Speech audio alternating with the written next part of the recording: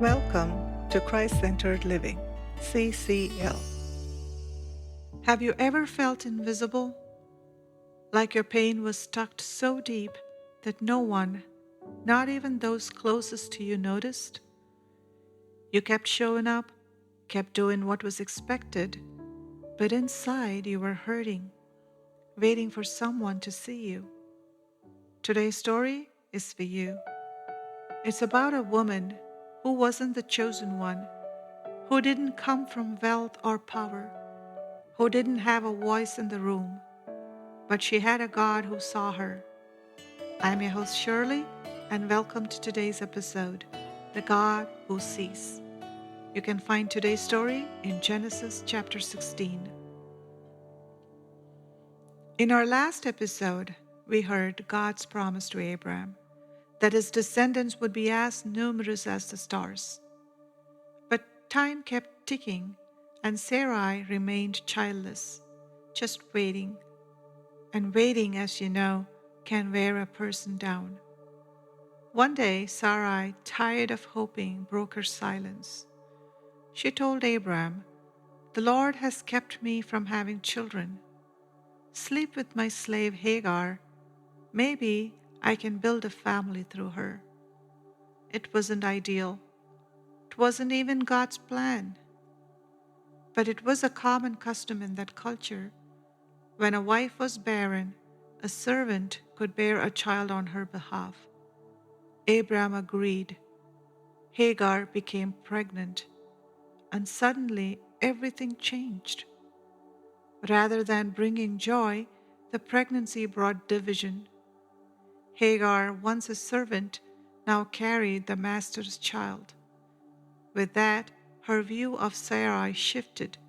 She looked upon her mistress with contempt. Sarai, hurt and angry, turned to Abraham. "This is your fault," she told Abraham. "I gave her to you, and now she mocks me. May the Lord judge between you and me." Abraham, unwilling to intervene, replied, "She is your servant. Do with her what you think is best."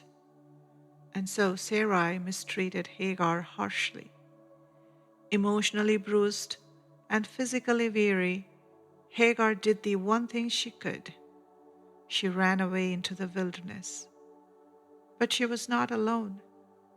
By a spring in the wilderness, the angel of the Lord appeared to her and said, "Hagar, servant of Sarai, where have you come from and where are you going?"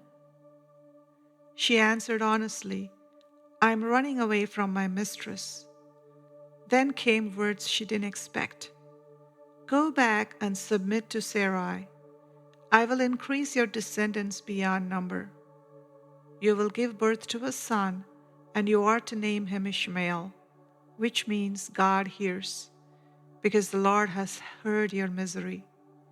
Hagar, a servant, a runaway, a woman cast aside, realized she had been seen, not by Abraham, not by Sarai, but by God Himself. Overwhelmed, she gave the Lord a name, El Roi, the God who sees me. Hagar returned, and in time she gave birth to a son, just as the Lord had said. Abraham was 86 years old when Ishmael was born. But this was not the child of promise. God's plan was still unfolding. Dear listeners, Hagar's story is for anyone who has ever felt unseen, unheard, or unwanted. She was a servant, a runaway, a woman with no power or status. Yet, God saw her. He met her in the wilderness in her lowest moment. Maybe you're in a wilderness of your own, struggling with rejection, waiting for answers, or feeling like no one understands your pain. But take heart, God sees you. He knows every tear, every silent prayer, every unspoken ache in your heart. And just as He met Hagar, He will meet you.